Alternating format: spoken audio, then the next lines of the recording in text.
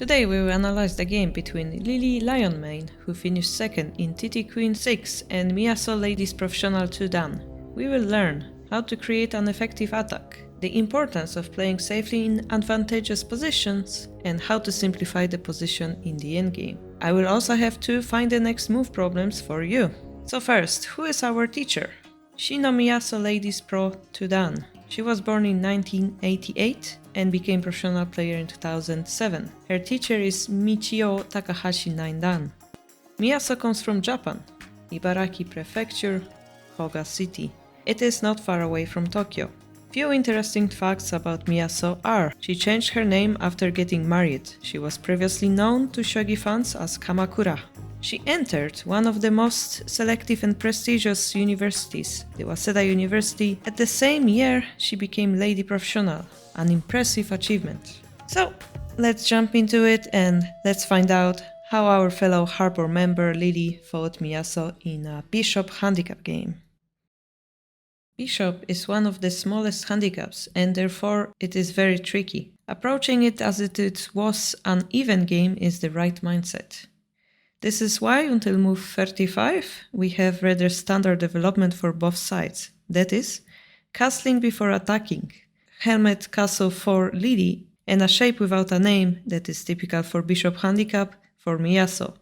Free square with left open for eventual knight jump.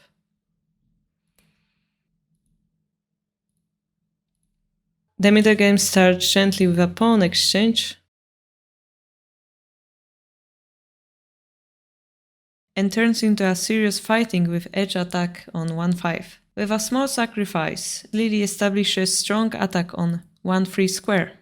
On move 51, instead of the rook move, pawn drop to 1-2 is also a nice tactic to know. What is the difference between those two moves and why both of them are examples of great attacks? Both follow the principle of attacking with numbers, that is, attacking a square with more pieces than your opponent is defending the same square with. Like a simple math, 3 pieces beat 2 pieces. In case of rook 1-8 we add an attacker, and in case of pawn drop 1-2, after pawn promotion to 1-1, silver takes will subtract a defender. It was a choice Lily had to make. And each choice will have its consequences. In this game we arrive at move 68.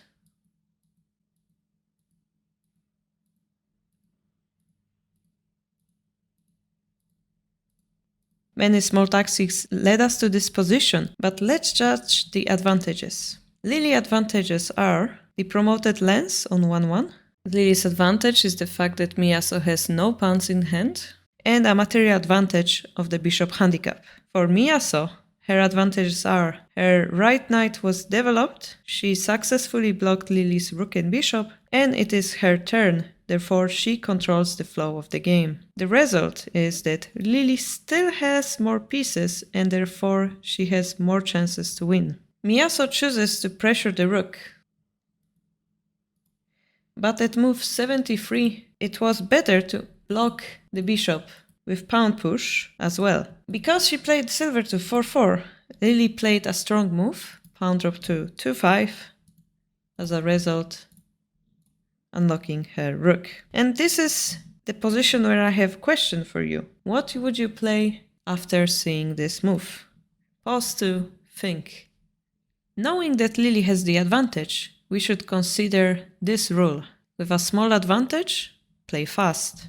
With a big advantage, play slow. With big advantage, as long as we don't make a big mistake, we should be ahead. The only danger lies in moves that are unnecessary risks. Pawn takes 4-6 gives Miyaso no easy follow-up, while keeping. The promoted lance takes 2-1, king takes, rook promotion threat.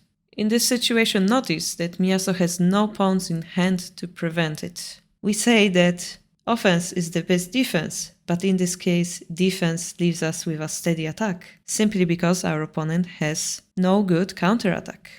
In the game, Lily went aggressively. As a result of Lily's choices, her king was dragged into dangerous center.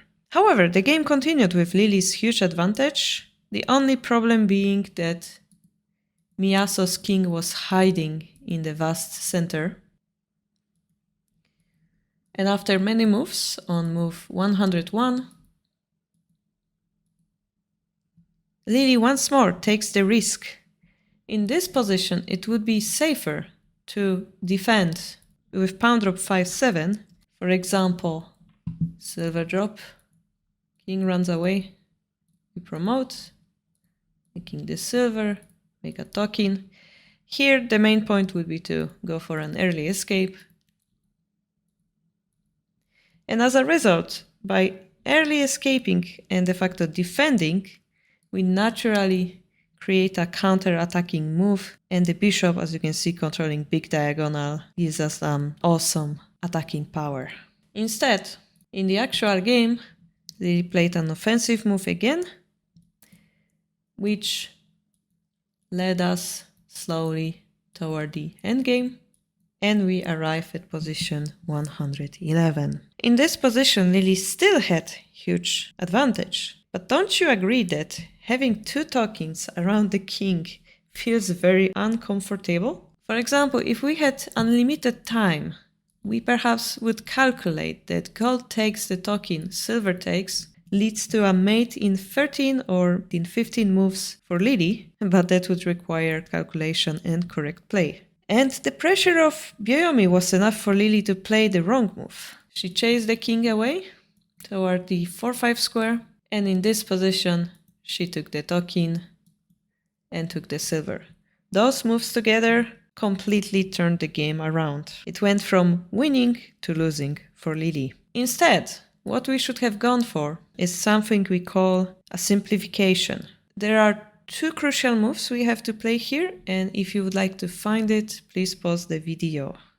And the correct moves are the silver taking the tokin, a check, promote as silver retakes, and then, only then, we take this tokin. This will lead us to the natural follow-up, silver takes, dragon takes, and notice what happened. Miyaso would have only one, maybe two pieces defending her king. It would be much easier for Lily to find the correct play under the time pressure. For example, silver drop 5-6 is answered with knight drop 5-7. We have to take it.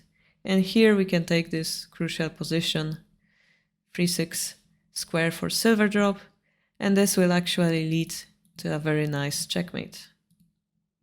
We again exchange all the pieces. The king feels very lonely now, and this will lead to few moves checkmate.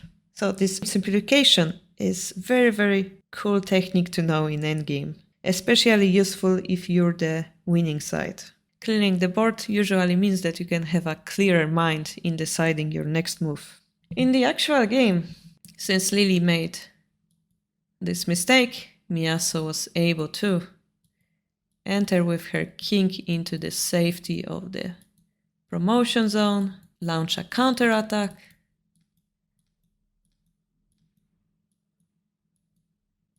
in the end she was able to take the dragon with her horse, and this, unfortunately, even though Lily has this many pieces in hand, there is no way to checkmate the king, and Lily resigned.